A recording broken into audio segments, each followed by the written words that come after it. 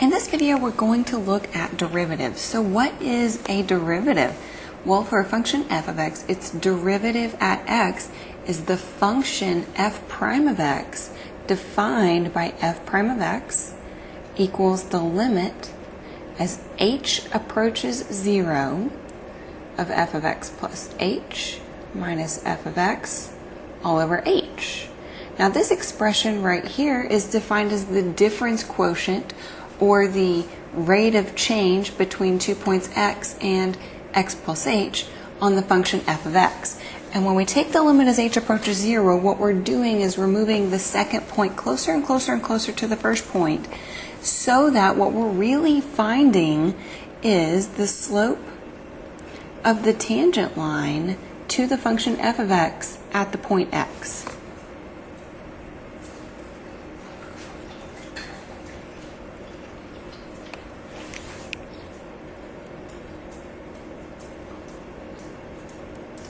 Or the other common interpretation of this is that the derivative gives you the instantaneous rate of change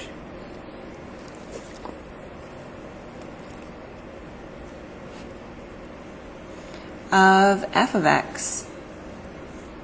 And both of these are at some general point x. How do you compute a derivative? Well, if you can take the derivative, we say it's differentiable first. So to compute it, using this limit definition, first you want to simplify the difference quotient until you're able to cancel the h in the denominator somehow. Then after you get this expression fully simplified, then you want to take the limit. There's several different notations that all mean the derivative. Okay, the most common is just to write f prime of x. Often people write y prime. That apostrophe is read prime, and that means derivative. The other common notation is to say dy dx. That means the derivative of y with respect to x. Or you might see df dx. Or you might see this one d dx, and then with the function out in the front. So that just the d dx means derivative of this expression, whatever's out front. Okay, let's practice with an example. For f of x equals x squared, we're going to find the derivative f prime using the limit definition, and then we're going to find f prime of -3, f prime of 0, and f prime of 2, and we'll sketch the function and the related tangent lines so you can see how the derivative actually gives you the slope of the tangent lines. So first let's find the derivative. So f prime of x is defined as, let's start with the limit definition. The limit as h approaches 0 of f of x plus h minus f of x all over h. And what we're going to do is plug in x plus h and x right here. And you want to keep writing the limit each time here because I have not taken the limit yet. So I'm going to write limit as h approaches 0 of f of x plus h is to replace this x with x plus h in parentheses. So it is x plus h all squared minus f of x, that's just the function itself, which is x squared all over h. So we need to simplify this difference quotient expression to the point where we can cancel out this h in the denominator. And really all I can do with this numerator is expand it. So I'm going to FOIL this out. X plus h times x plus h will give me x squared plus 2xh when we FOIL. If you need to pause and do the scratch work, go ahead. Plus h squared is my last term. Minus that x squared there, and this is all over h. Luckily, the x squareds cancel, as they always should. Something should always cancel when you're taking a derivative with the limit definition. And now we can factor an h out of that numerator. So I'm left with 2x plus h all over h, so that I can cancel those h's because now everything is factored. And now I can in fact take the limit by plugging in 0 in for h right there. So we'll have 2x plus 0 or just 2x. So the derivative f prime of x is defined as 2x. This is like a formula for the slope of the tangent line at any point x. Okay, this is not the slope. This is a formula for the slope. So if I want to find, for example, f prime of -3, this is my function that tells me the derivative. So I need to plug in -3 in for x right here to get 2 times -3 or -6.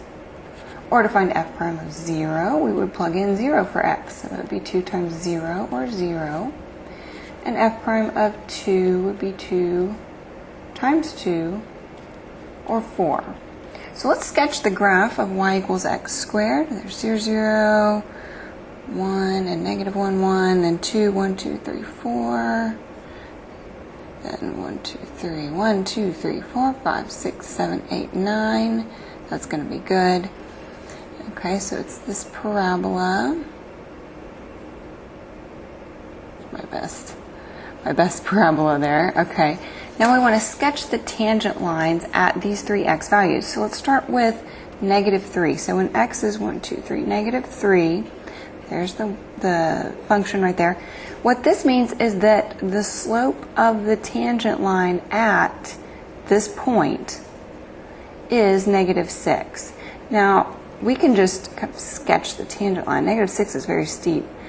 Or you can actually count over 1, up 1, 2, 3, 4, 5, 6 is about right there. All right, to get it more exact, I have to go over 1, down 1, 2, 3, 4, 5, 6. It shouldn't, theoretically, it should only touch the graph at this one point, okay? So that's the slope of the tangent line, and it touches at this point, -3, 9. That's the point -3, 9, and the tangent line, which just barely touches the graph there, and whose slope approximates the slope of the function, f of x equals x squared, is -6. Okay, at 0, this tells me that the slope of the tangent line is 0 at 0. If you have a slope of 0, that means you have a horizontal line, which right here at 0, 0, that's the base of the parabola. Yes, the tangent line is flat there. It's horizontal. Okay, the slope of that tangent line is 0, and the slope at 2, 2 is 4. So if I go over here to 2, 2, or 2, 4, excuse me, we try to sketch our tangent line. My graph is a little off. It's telling me the slope is 4, so I'm going to go over 1, up 1, 2, 3, 4. Okay, ideally, looks, it's a straight line. I'm just going to sketch it like that. There we go. So the slope of that line is 4.